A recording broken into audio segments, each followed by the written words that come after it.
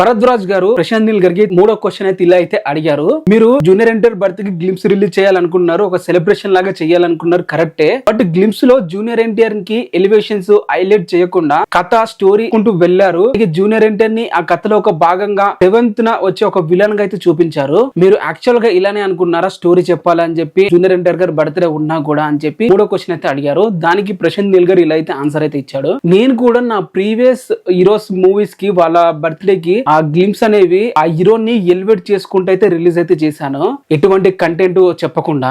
ఈసారి అలా కాకుండా ఉండాలని చెప్పి తెలిసే ఎఫెక్ట్ పెట్టి మరి ఇలా అయితే డిజైన్ అయితే చేశాను, ఇలా అయితే చేశాను. అందరికి తెలియాలి నేను ఏ స్టోరీ చెప్పాలనుకుంటున్నానని. అలాగే నా హీరో యొక్క బర్త్డే డాన్స్ సెలబ్రేషన్ చేసుకోవడం కూడా ముఖ్యమే కాబట్టి చాలా కంటిన్యూస్ గా చాలా ఎఫెక్ట్ అయితే పెట్టాను. దాని ప్రకారంగా చాలా షాట్లు, చాలా మాస్ ఎలిమెంట్స్ మూమెంట్స్ ఇంకా చాలా ఉన్నప్పటికి కూడా నేను స్టోరీ వైజ్ కథ వైజ్ ఆ క్యారెక్టర్ ని ఎలివేట్ చేసుకుంటూ వచ్చాను. ఇంకా మాస్ సీన్స్ ఇంకా చాలా ఉన్నాయి. ఇవేం కాకుండా నేనైతే ఆ సీన్లతో ఓపెన్ అయితే చేయడం అయితే జరిగింది. ఏదైతే మనకు ఆ జోర్డన్ లా అడ్డు సీక్వెన్స్ ఉంది కదా, తారకన్న ట్రిగర్ మర్చిపోతానని చెప్పి నొక్కిన తర్వాత ఆ డైలాగ్. సో ఇదే మాట నేను జూనియర్ ఎన్టీఆర్ కి వెళ్ళి చెప్పాను. జూనియర్ ఎన్టీఆర్ గారు మేము మాట్లాడుకున్నాము. సో తనైతే పర్లేదు ఇలానే వెళ్ళండి, చాలా బాగుంది ఐడియా అని కూడా చెప్పాడు. ఆడియన్స్ రెడీగా ఉన్నారు మనం చెప్పే స్టోరీ వినడానికి. అంటే ఓల్డ్ ట్రెడిషన్ ఏముంటది చెప్పండి, ఆ ఓల్డ్ ట్రెడిషన్ మొత్తాన్ని పద్ధతులు అయితే ఫాలో అయితే కాలేదు, ఆ పద్ధతులు అయితే వెళ్ళలేదు. అంటే ఇప్పుడు మనకి అర్థం చేసుకోవచ్చు కదా ఓల్డ్ ట్రెడిషన్ అంటే ఎట్లుంటది, ఆ టీజర్ రాండమ్ షాట్లు ఎలివేషన్ షాట్లు చూపించేసి కథ ఏముంటది కంటెంట్ ఏముంటది అని చెప్పి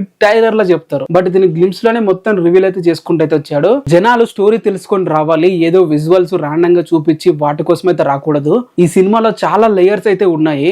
నేనేమి అనుకోవట్లేదు మళ్ళీ 9 minutes ట్రైలర్ కట్ చేయాలని చెప్పి. ఈ వర్డ్ చాలా మంది మిస్లీడ్ అయితే చేస్తున్నారు. ప్రశాంత్ నీల్ గారు 9 minutes ట్రైలర్ కట్ చేస్తారని చెప్పి అనలేదు. ప్రీవియస్ గా సలార్ మూవీకి 2 trailers అయితే రిలీజ్ అయితే చేశాడు, ఒకటి 3 minutes కి ఇంకోటి 3 minutes కి, అలాగే 9 minutes అయితే కట్ అయితే చేశాడు. సో ఈసారి అలాంటి మిస్టేక్ ఏం జరగకుండా, అంటే అప్పుడు గ్లిమ్స్ కి టీజర్ కి ట్రైలర్ కి సపరేట్ గా కట్ చేసుకుంటూ వచ్చాడు కదా, అలాంటిది నేను మళ్ళీ రిపీట్ చేయాలని చెప్పి అనుకోవట్లేదు. అందుకే 9 minutes ఉండేలాగైతే ప్లాన్ అయితే ఉండకూడదని చెప్పి ఈసారి ముందే కథ మొత్తం ముందే చెప్పుకొని తర్వాత నెక్స్ట్ వచ్చే కంటెంట్ లో నేనైతే డ్రామా చూపించుకుంటా అని చెప్పి ప్రశాంత్ నీల్ గారు అయితే అన్నారు. జనాలకి నేను మీరు ఏ స్టేడియం లో ఆడుతున్నారో, పిచ్ ఎలా ఉందో కరెక్ట్ గా వాళ్ళకైతే చెప్పాను. సో ఇక మీద వాళ్ళే చూసుకుంటారు. ఫర్ ఎగ్జాంపుల్ రామాయణం ఉంది, అంటే మనము క్యారెక్టర్ ఇంట్రడ్యూస్ చేయాల్సిన అవసరం లేదు, ఎందుకంటే రామ సీత మన అందరికి బాగా తెలుసు కాబట్టి. సో అది ఎలా ఉన్నా గానీ రామాయణం అంటే మనం వెళ్ళి చూస్తాము. అందుకే ముందు కథ చెప్పాలి, తర్వాతే కంటెంట్ అని చెప్పి షర్నీల్ గారు అయితే వివరంగా అయితే చెప్పడం జరిగింది. ఇది మూడో క్వశ్చన్ కి ఆన్సర్. మీకు అర్థమైందని అనుకుంటున్నాను. నెక్స్ట్ వీడియోలో 4th క్వశ్చన్స్ తో ముందుకు వద్దాం.